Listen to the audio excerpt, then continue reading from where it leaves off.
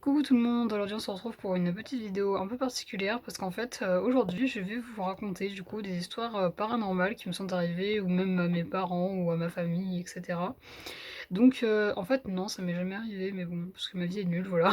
Non en vrai je suis plutôt contente que ça ne soit pas arrivé parce que c'est souvent très flippant sur le truc. Donc voilà ce sera pour vous raconter du coup des histoires paranormales que ma famille ou des proches à moi ont vécu. Donc du coup bah écoutez c'est parti. Donc j'avais vu cette vidéo sur une chaîne d'une meuf qui est atteint de TDI, donc trouble dissociatif de l'identité, je crois. Donc du coup, désolé pour les bruits de fond, ma mère est en train de passer le Karcher parce que c'est sale par terre, voilà. Donc du coup, j'espère que cette vidéo va vous plaire parce que franchement, bah moi j'avais beaucoup aimé cette vidéo et je trouvais ça vraiment angoissant et j'aimerais pas forcément vous angoisser en faisant cette vidéo parce que je ne pourrais pas, je pense. Mais par contre, je veux vraiment raconter des histoires qui font un peu, pas forcément flipper, elles sont plutôt chill hein, par rapport à d'autres. Mais bah c'est parti, écoutez, on va commencer tout de suite. Donc on va commencer avec la première histoire, qui est une histoire qui date d'il y a pas assez longtemps quand même, qui est arrivée à ma mère et en fait à ma mère, et qui est issue en fait d'un problème en fait, enfin problème entre guillemets avec mon frère. Donc en fait, il s'est avéré que mon frère avait passé un séjour au Futuroscope avec un ami. Il avait emmené du coup des coussins rouges qui appartenaient anciennement à mon arrière-grand-père. Parce que du coup, il en avait hérité en fait, je sais plus comment, mais en fait, je crois que c'était parce que c'était ses doudous, c'était ma grand-mère qui les avait gardés du coup, et en fait, mon arrière-grand-père, pardon, les avait quand il était enfant, donc du coup, bah, ma grand-mère, après qu'il était sa fille, les a récupérés et du coup, bah, les a donnés à mon frère. Donc du coup, c'est pour ça que voilà, mon frère les avait récupérés. Et il s'avère que ce jour-là, en fait, il les avait oubliés au Futuroscope. Et du coup, bah, il fallait contacter l'hôtel pour qu'il nous les renvoie. Parce que bah, on pouvait pas le laisser là-bas, sachant que c'était quand même un cadeau, enfin un objet, des objets très impressionnants, qui avait beaucoup de valeur, parce que bah, qui avait beaucoup de valeur sentimentale, surtout parce que c'est les coussins de mon arrière-grand-père. Donc du coup, bah, on s'en était rendu compte, on avait contacté du coup l'hôtel et ils avaient dit qu'ils voulaient bien nous les renvoyer, donc ça c'était cool. Et du coup, bah, ma mère, cette nuit, je crois la nuit du 23 au 24 décembre, ou je sais plus de quelle nuit c'était, mais je sais plus quelle nuit c'était, si c'était exactement cette nuit-là ou pas, mais je sais que c'était une nuit où elle se posait beaucoup de questions. Elle se demandait, merde, est-ce qu'il va les récupérer ces coussins rouges? Est-ce qu'il va les récupérer? Est-ce qu'il va vraiment les avoir? Parce que du coup, bah, ils ont été, l'hôtel a dit qu'il les enverrait, mais voilà quoi, on savait pas. Est-ce qu'il va pouvoir les récupérer? Est-ce qu'il va les revoir un jour, etc. Elle était vraiment angoissée par rapport à ça, parce que malgré tout, c'était quand même les coussins de son grand-père et elle voulait pas non plus qu'ils disparaissent quoi. Et il s'est avéré qu'en fait, cette nuit-là, elle a eu deux flashs dorés. Voilà, elle a eu vraiment deux flashs dorés. Et après ça, en fait, le lendemain, donc le 24 décembre, la poste, enfin, du coup, bah, le facteur passe. Et devinez qu'est-ce qu'on reçoit? Les coussins rouges dans le colis. Voilà. Et vraiment, c'est vrai que c'est complètement con, mais du coup, on se disait, du coup, on s'était dit, ma mère m'avait raconté ça des années après, mais c'est vrai qu'en fait, on aurait vraiment dit que les deux flashs dorés, c'était dans son rêve, c'était vraiment l'esprit de mon arrière-grand-père qui lui disait, bah tout va bien, enfin qui disait ne pas s'inquiéter, que tout allait bien, que tout allait bien aller et qu'il allait récupérer ses coussins rouges et vraiment ça lui a vraiment fait penser à ça. Et pour le coup, moi j'y crois aussi parce que malgré tout, il y a pas, pour moi, il n'y a pas d'explication rationnelle à tout ça. Enfin pour moi, c'est pas une coïncidence.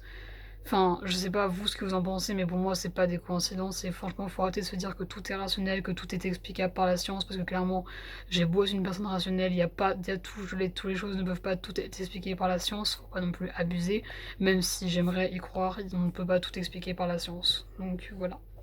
Voilà pour la première histoire. Deuxième histoire qui est aussi arrivée du coup bah, à ma mère forcément parce que bah, de toute façon voilà il y a tout qui est arrivé à ma mère voilà. Donc histoire qui est arrivée à ma mère en fait c'était il y a très longtemps, c'était quand elle était adolescente. En fait il me semble bah, comme en fait elle a perdu bah, du coup mon grand-père est mort à 40 ans d'une leucémie. Pour ceux qui savent pas ce que c'est une leucémie, c'est un cancer du sang. Donc elle l'a perdu vers 14 ans je crois, elle était plus jeune que moi à l'époque où elle l'a perdu. Et en fait un jour il s'est avéré qu'ils allaient au restaurant en fait avec ma grand-mère du coup. Et ils allaient au restaurant avec ma grand-mère et ma tante. Donc en gros, ma mère allait au restaurant avec sa soeur et sa mère, donc qui sont ma grand-mère et ma tante, pour que ce soit plus facile à comprendre. Si vous n'avez pas compris, évidemment, mais je pense que vous avez compris, parce que c'est plutôt simple à comprendre. Hein. Donc voilà, et ils y allaient, et le serveur, du coup, enfin, la personne qui les a accueillis, du coup, on leur a demandé, du coup, je sais plus comment ça s'est passé exactement, mais je crois qu'en fait, ils étaient trois, ils avaient demandé une table pour trois, et ils leur avaient demandé, bah, on n'attend pas la quatrième personne.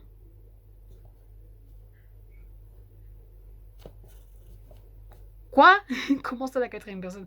Non mais en gros, ce que je veux vous faire penser, c'est qu'en fait, bah, son père, le père de ma mère venait de mourir, enfin mon grand-père venait de mourir, donc forcément, bah, il allait pas pouvoir venir au truc, enfin voilà quoi. Et en fait, ce qui s'est passé, je pense, c'est que peut-être que du coup, ce serveur a, je sais pas, senti la présence de mon grand-père, je ne sais pas, je sais vraiment pas. Mais c'est vrai qu'en fait, des fois, on se dit que les esprits, bah, ils sont peut-être parmi nous, parce que c'est vrai que quand on voit ce genre de trucs, on se dit que on peut pas tout expliquer par la science et que bah, parfois il peut peut-être vraiment y avoir des esprits quelque part ou des choses comme ça. Bref, donc on va passer à la troisième histoire, la plus flippante je pense des trois, mais vous allez voir, je vais vous remettre dans le contexte et ça va bien se passer. La troisième histoire, du coup, qui s'est passée il y a pas si longtemps que ça doit peut-être il y a 2 ans, quelque chose comme ça, qu'on nous a raconté ça. Donc c'était mes grands-parents qui nous avaient raconté ça. Donc évidemment, je ne vous donne pas tous les détails parce que ça date d'il y a longtemps et puis c'était pas une histoire vraiment très intéressante. Enfin, c'était intéressant, mais voilà, c'était il y a longtemps. Donc du coup, je me sens pas tous les détails, mais je sais qu'on racontait, en fait, on parlait un petit peu de paranormal, en fait, parce que du coup, il y avait un gamin, le père, le fils, je crois, d'un très bon ami de mes grands-parents qui était venu chez lui. Il nous avait raconté des histoires comme quoi la nuit dans sa chambre, il sapait sa manette de PS4 qui s'était passée sur le sol, qui avait ses jouets qui étaient balancés, etc. Enfin, il nous racontait c'est que du baratin, enfin, il nous racontait que de la merde, quoi, c'était pas vrai du tout. Et du coup, mes grands-parents avaient dit, bah, lui c'était du pipeau, mais par contre, il y en a pour qui c'est vraiment pas du pipeau.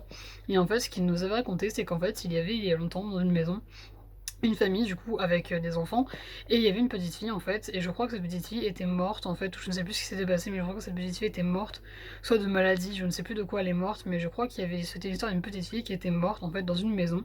Et dans cette maison justement en fait, bah depuis, bah ils avaient déménagé, les propriétaires de la maison avaient déménagé et après ça du coup eh bien il y a eu de nouveaux propriétaires forcément parce que la maison était vendue, etc. Et apparemment, il s'avère que dans cette maison, dans la chambre où justement bah, il y avait la petite fille avant, il se passait des trucs bizarres comme des jouets qui étaient renversés, des tuiles de Lego qui étaient renversées. Et je vous jure qu'en racontant ce truc, je suis pas bien parce que je repense à mes cauchemars et à ma phobie, etc. Enfin, et à mon achelophobie, donc c'est assez compliqué, mais je vais finir cette vidéo avant de paniquer. Voilà, donc du coup, ce qui s'est passé, c'est qu'en fait, à partir de ce moment, il y avait des tas de trucs qui étaient renversés, il y avait des Lego qui étaient des piles de Lego qui étaient renversées, des trucs comme ça, il y avait des tas de machins, genre des piles de Lego qui étaient renversées, des trucs comme ça, des jouets qui étaient bougés, des trucs qui se déplaçaient, etc. Même des fois des rires d'enfants, ils avaient même entendu des fois des rires d'enfants, des pas aussi dans les couloirs la nuit, etc. Et eux, par contre, ils avaient raconté ça, je crois, à des anciens, à des personnes, je sais plus à qui ils avaient raconté ça, mais je sais qu'ils avaient raconté ça à quelqu'un. Et eux, par contre, les nouveaux propriétaires n'étaient pas du tout au courant que n'était pas du tout au courant qu'il se passait ce genre de choses dans la maison, enfin il n'était pas du tout au courant de ce qui s'était passé de la maison, enfin, du background d'un peu de la maison, genre qu'est-ce qu'il y avait dans la maison avant, pourquoi là qu'il y avait une enfant qui était morte ou je sais plus quoi dans cette baraque, enfin ils étaient pas du tout au courant, donc pour le coup ça pouvait pas être clairement ça pouvait pas être du mytho, à moins que ce soit vraiment des mythos professionnels, mais ça pouvait pas être du mensonge dans le sens où ils avaient déjà recensé ça et les anciens propriétaires avaient déjà recensé ça avant. Et les nouveaux propriétaires qui n'étaient au courant de rien l'ont recensé aussi, donc c'est qu'il y a quand même anguille sous roche, pour ne pas dire autre chose. Hmm, hmm, hmm, oui, il y a anguille sous roche, moi je vous le dis. Non, plus sérieusement, j'espère que cette vidéo vous aura plu. Et aussi, avant de partir, j'aimerais vous raconter une petite histoire que j'ai vécue qui m'a fait extrêmement flipper. Et quand je dis extrêmement, je n'abuse pas, c'était vraiment horrible, horrible, horrible.